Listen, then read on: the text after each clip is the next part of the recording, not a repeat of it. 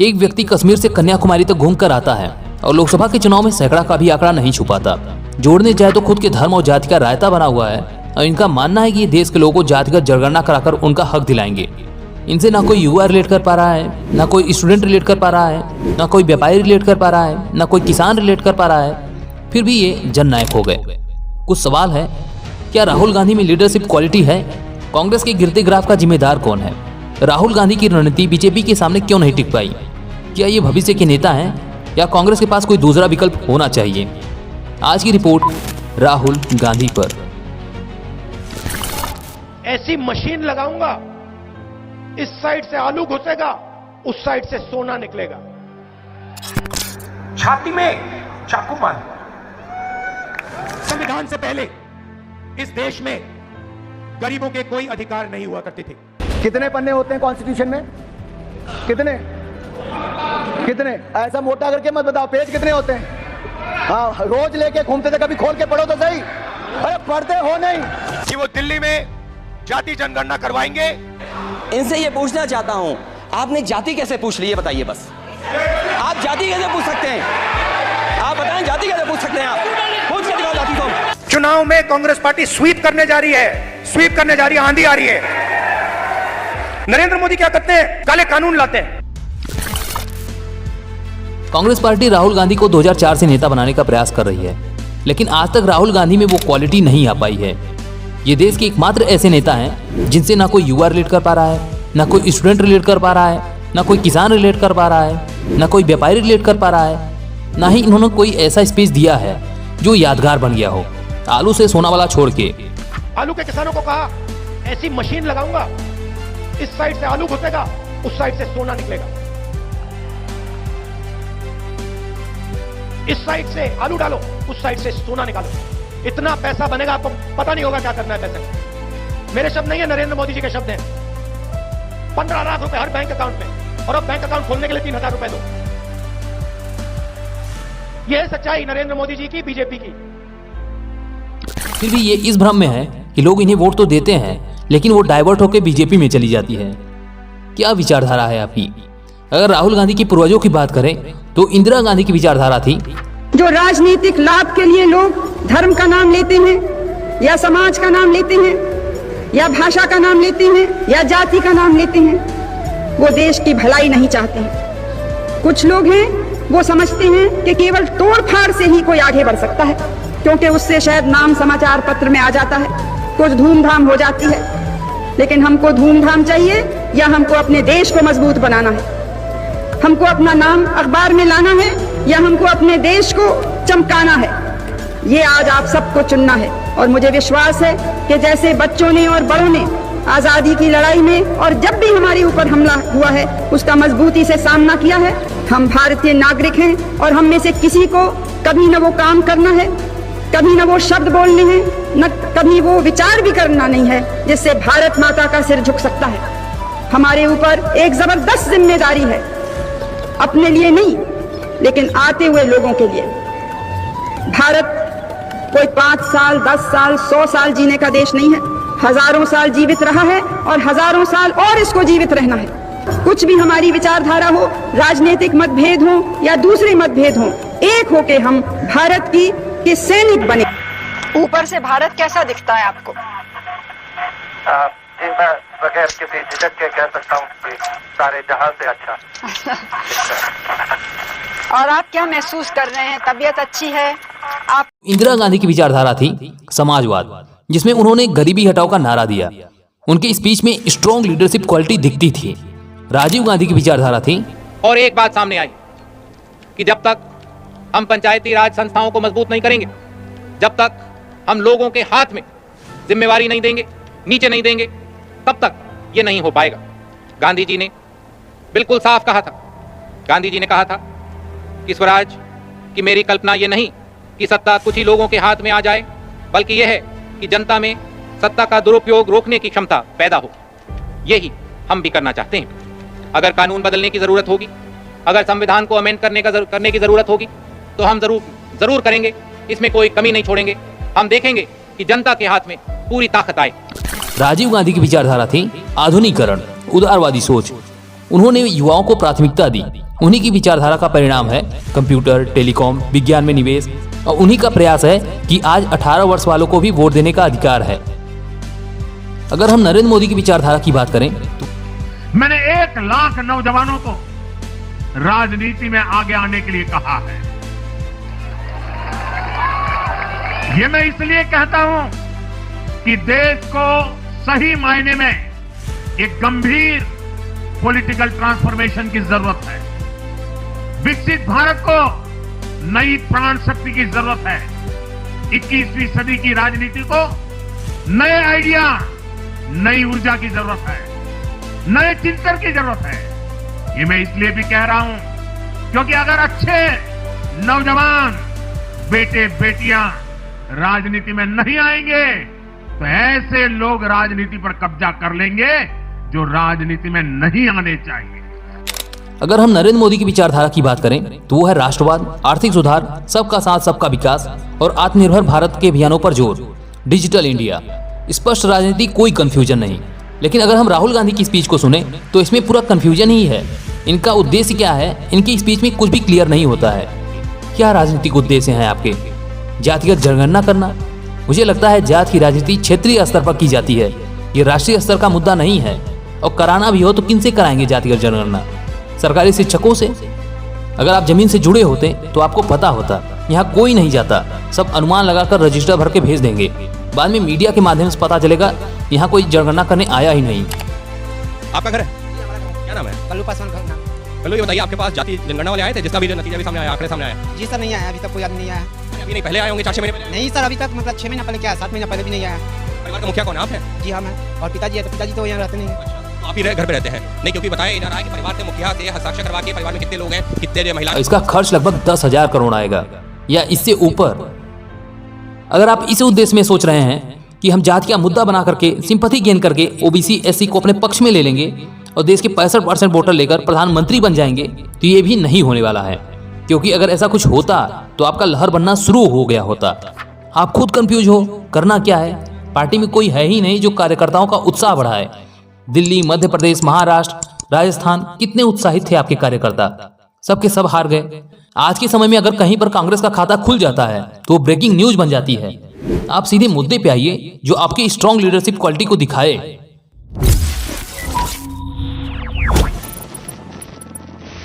Party के अंदर इनको लगा क्या 2014 में 5 साल में जनता इनसे ऊब जाएगी, फिर हमको ही चुनेगी। क्योंकि 2014 से पहले बीजेपी का कुछ ऐसा ही रिकॉर्ड रहा है, जब भी ये सत्ता में आए कुछ दिन टिके, उसके बाद निकल लिए। लेकिन जब ये 2014 में आए तो सिर्फ रिकॉर्ड बनाते चले गए और आप ईवीएम को दोष देते रह गए। संविधान की किताब लेकर घूमना और उसे समझना, इन दोनों में अंतर होता है।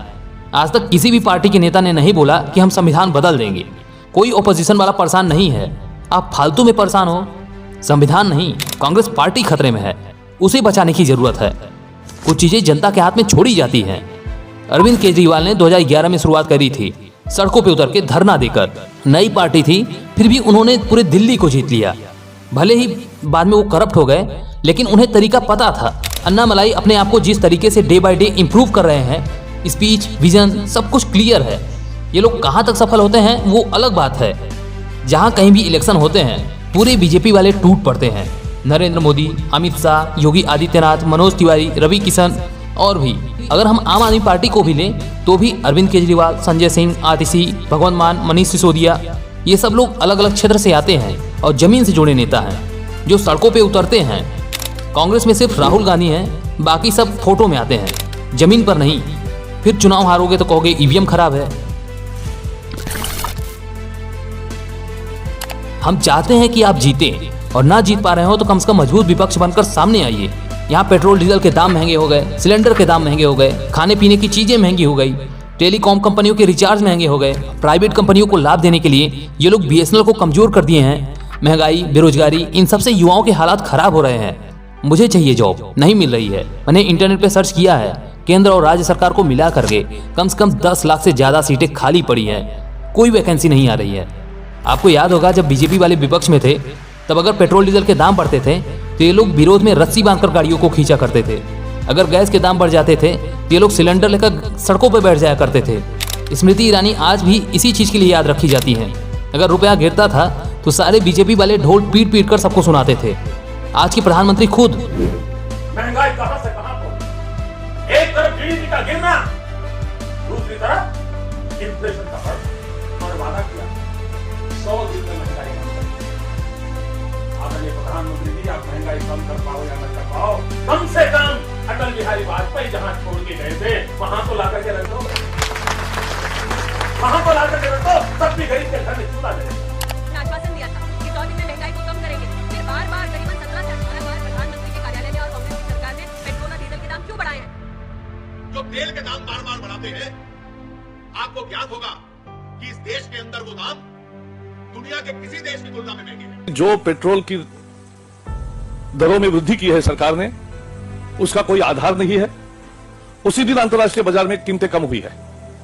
हम चैलेंज करते हैं सरकार को कि पूरी तरह से रिफाइंड पेट्रोल दिल्ली में 34 रुपए से मिल सकता है, मुंबई में 36 रुपए से मिल सकता है, तो उसके दुगने दाम क्यों है? यह लूट है और तुरंत ये कीमतें जो बढ़ाई है वो वापस लेनी चाहिए। Bharatiya Janata party in diesel के दामों को वापस करके रहेगी, ये मैं आपके सामने घोषणा करना चाहता हूं। Delhi BJP leaders today led a bike rally to protest the latest hike in fuel prices that was announced last night. Delhi BJP leaders Vijay Goel and Vijender Gupta led the rally. आज आम आदमी पर फिर से महंगाई का एक चपेटा उन्होंने मारा है। सरकार बार बार पेट्रोल डीजल के दाम बढ़ाती है, हर बार। It is atrocious and unbelievable. The UPA government on its 3rd anniversary has given this gift of petrol price hike to the people, and that too 7 rupees 50 paisa per liter. Unheard of, unimaginable. Rajasthan के अजमेर में BJP कार्यकर्ताओं ने रसोई gas और diesel के बढ़े दामों के खिलाफ प्रदर्शन किया। प्रदर्शन के दौरान लोगों ने सड़क पर चूल्हा जलाकर खाना बनाया। अजमेर में सड़क पर चूल्हा जलाकर रोटियां सेकती ये महिलाएं साल में रसोई गैस के सिर्फ 6 सिलेंडर रियायती दरों पर देने के केंद्र सरकार के फैसले का विरोध कर रही हैं। खाली सिलेंडर पर माला पहनाकर बीजेपी कार्यकर्ताओं ने प्रधानमंत्री मनमोहन सिंह के खिलाफ नारेबाजी भी की। बीजेपी का आरोप है कि डीजल और रसोई गैस के दाम बढ़ने से लोगों की हालत खस्ता हो जाएगी। डीजल रसोई गैस की बड़ी कीमतों को वापस लेने की मांग करते हुए महंगाई का पुतला भी फूंका गया। आज जिस प्रकार से डीजल के भाव बढ़ाए हैं, जिस प्रकार से इन्होंने रसोई गैस को 6 सिलेंडर पे सब्सिडी के बाद खत्म की है और जिस तरह से एफडीआई बढ़ा है, उसके विरोध में भारतीय जनता पार्टी ने आज प्रदर्शन का आयोजन किया, क्योंकि इस महंगाई से आम जीवन त्रस्त हो जाएगा। डीजल पेट्रोल के बड़े दामों का विरोध करते हुए एनडीए ने 20 सितंबर को भारत बंद बुलाया है। ये लोग हर छोटी छोटी बात पर सड़कों पे आ जाया करते थे, लेकिन आप जाति की खोज कर रहे हो। तो दिल्ली में जाति जनगणना करवाएंगे। आप जाति कैसे पूछ सकते हैं? लेकिन आप जाति की खोज कर रहे हो, संविधान जेब में लेकर घूम रहे हो। इतना बड़ा मंच मिलता है आपको, इतने सारे लोग मिलते हैं आपको सुनने वाले, और आप तर्कहीन बातें करके सारी उम्मीद खत्म कर देते हो।